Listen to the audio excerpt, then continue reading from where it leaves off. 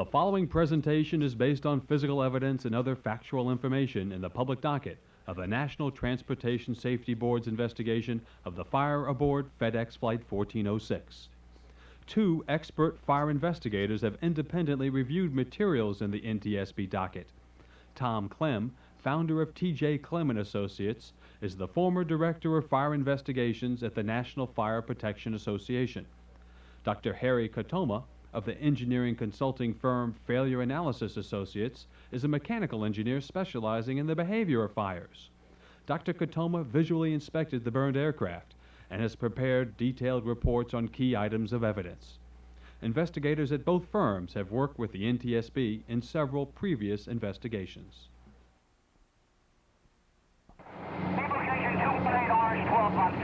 On September 5, 1996, a Federal Express DC-10 was destroyed by a fire that broke out in flight between Memphis and Boston. The plane made an emergency landing at Stewart International Airport in Newburgh, New York. 5 people on board escaped, but the plane was destroyed by the fire. The NTSB investigation has focused almost exclusively on one of the cargo containers, 6R, and its contents, because of damage to the container and the cabin floor nearby. But the origin of a fire frequently turns out to be somewhere other than the location first suspected. That is why the National Fire Protection Association has published a set of fire investigation guidelines that are used around the world. Dr. Harry Katoma. Any good fire investigation should follow the National Fire Protection Association handbook, which is called the NFPA 921 briefly. And that simply says that a fire investigation should first identify a number of scenarios and then weigh these scenarios in light of the evidence using scientifically accepted arguments. The mistake, in my opinion, that the NTSB has made in this particular case is not to include all of the evidence that has been and is available right now to them. And that includes specifically the information associated with the activation of the smoke detectors as recorded in the cockpit conversation, as well as the initial breakthrough of the smoke. A simplified timeline helps to put the chain of events in context. The fire on FedEx Flight 1406 occurred in 4 phases, starting at approximately 5:30 a.m. and ending 4 hours later. Tom Clem. The incipient phase of the fire was when the initial heat of ignition came in combination or in contact with incipient fuels, lightweight fuels within the aircraft. And as that fire began to develop, the smoke detector activation occurred. The oxygen-limited phase was the phase of the burning of this aircraft that was characterized and is characterized by the interval between the landing of the aircraft and the opening of the cargo door. The ventilation control burning phase marks the beginning of the external firefighting effort. The final phase, smoldering and extinguishment, ends almost 4 hours after the first smoke alarm is activated at 9:25 a.m. Before taking a closer look at the chain of events, it's important to know how cargo was arranged on the FedEx DC-10 and where smoke detectors were located. This computer animation by Failure Analysis Associates show the 4 cargo containers near the right wing, 6R, 7R, 8R, and 9R. Above the 4 containers are 5 smoke detectors, 6, 7, 8, 9, and 10. Each smoke detector has a corresponding panel light that alerts the cockpit when smoke is detected.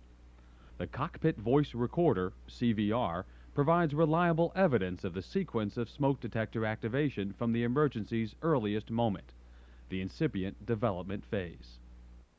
This real-time animation is based on the conversation of the crew. The following words were spoken by FedEx crew members at 5:36 a.m.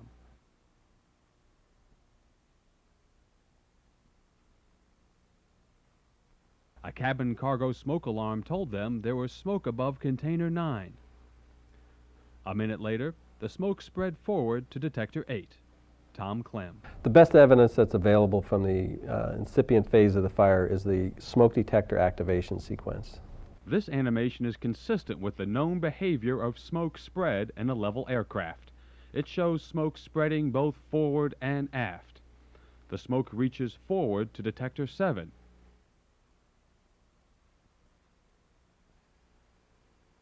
Almost 2 minutes later, smoke reaches smoke detector 10. Failure analysis actually reviewed the sequence of activation of the smoke detectors, and we find that 7, 8, 9, and 10, they activated completely consistently with one another. With the aircraft flying level at 33,000 feet, again, here's the smoke detector sequence according to crew conversations.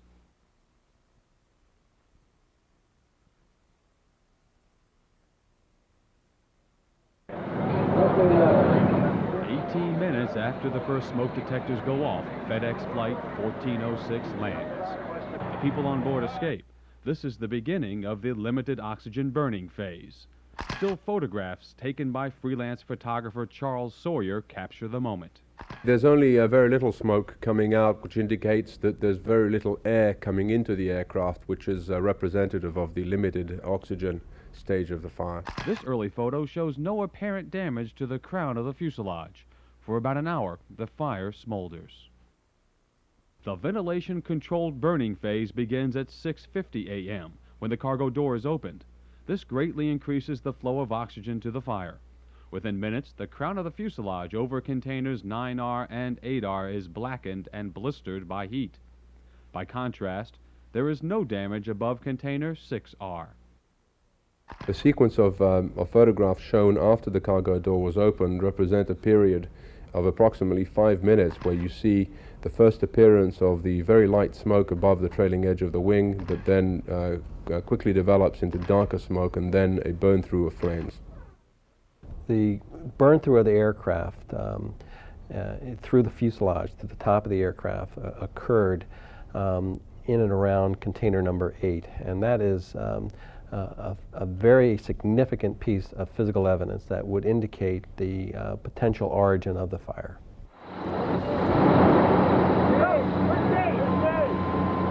It takes more than 2 minutes for the flames to reach the crown in the vicinity of container 6R. For the next hour and a half, additional burn-throughs occur through the fuselage. The smoldering and extinguishment phase begins after the tail section collapsed around 8:30 a.m. At 9:25, the fire is extinguished. Damage to the plane is extensive. This aerial photograph with the container location superimposed shows severe damage to the crown of the fuselage over 7, 8, and 9R. There's significantly less damage over 6R. The NTSB is primarily focused on the final condition of the aircraft as well as some of its content, including some of the cargo containers. And through that, they have arrived at an area of origin determination. To date, most of the cargo container contents have not been disclosed by FedEx or examined by parties to the investigation, including those located where the initial smoke alarms activated, the burn-through occurred, and the fuselage broke. In my view, it's fundamentally unsound for an investigator to establish an area of origin without due consideration and characterization of the cargo in this particular incident. Both Tom Clem and Dr. Harry Katoma contend that all the evidence must be taken into account. For example, how does the smoke detector activation sequence align with the original burn-through of the aircraft, which I would contend is another major piece of physical evidence in this particular location. And there should be a marriage. There should be an association of the smoke detector activation and the location of the burn-through. It makes sense from a scientific standpoint. By looking at all the evidence that we've been able to amass to date, such as the activation of the smoke detectors, the first breakthrough of the smoke, as well as the burn-through of the fire, the inspection of the aircraft itself, the available cargo containers, looking at the video shot by the firefighters of the evolving fire, the photographs shot by Charles Sawyer, we have determined that the probable area of origin is in the area of containers 8 and 9. And we feel that the NTSB has not been rigorous in including all the proper information in the fire factuals to arrive at a plausible area of origin determination.